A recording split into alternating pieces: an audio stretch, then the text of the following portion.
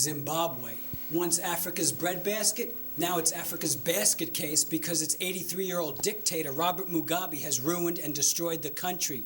There's no bread, there's no eggs, there's no butter, there's no milk, no meat, no wheat, no flour, no rice, no sugar, no soap, no toothpaste, nothing. Not even the mealie meal, that corn porridge they eat. Half of Zimbabwe's population, malnourished. Starvation threatens millions. Mugabe downsized the army because he can't feed the troops. The social welfare office doesn't have paper to type up a hospital referral. Hospitals don't even have basic intravenous fluids. Zimbabwe's life expectancy in 1990, 60 years old. Today, it's 37 years old, the lowest in the world. In the capital, Harare, the drinking water is siphoned from a sewer system, so the people are suffering from dysentery and cholera. AIDS is rampant. A doctor in Bulawayo, that's the country's second largest city, said 80% of people in some rural areas have AIDS and 90% in some military barracks.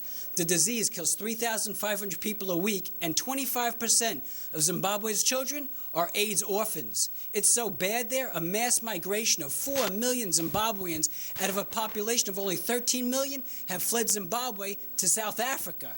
Johannesburg's government says that Zimbabwe migrants in their offices include doctors, accountants, teachers, health inspectors, geologists, mathematicians, engineers, and experts in computers and aviation, all sleeping on the floor.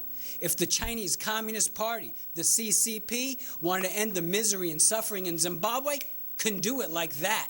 The CCP gives Mugabe Chinese clothes, shoes, buses, passenger planes, and jet fighters. One phone call from the president of the CCP, Hu Jintao, to Mugabe can get Mugabe to retire. If the CCP doesn't get Mugabe to retire and won't allow free and fair elections in Zimbabwe in March 2008, boycott the Beijing Olympics. It's the one and only way to help Zimbabwe's people. Now, Jeremy, I can't help but remember, and I think it was 2002, 2003, Robert Mugabe was greeted at City Hall by council member Charles Barron and other members of the city council. Now, and he actually spoke at he addressed the city council, not the entire city council, but why do you think that Mugabe is such a hero to some people, as he obviously is? Yeah. Great point, and to be honest, I wasn't even aware of that. And I think possibly because they're oblivious and there's no education of what this man's done. He's committed crimes against humanity, killed 25,000 people. And as I mentioned, Britain's Prime Minister, Gordon Brown, basically, he refused to show up in Portugal. The AU, the African Union, the EU, European Union, having a summit in Portugal, and he refuses to show up because he doesn't want to sit at a table with a dictator.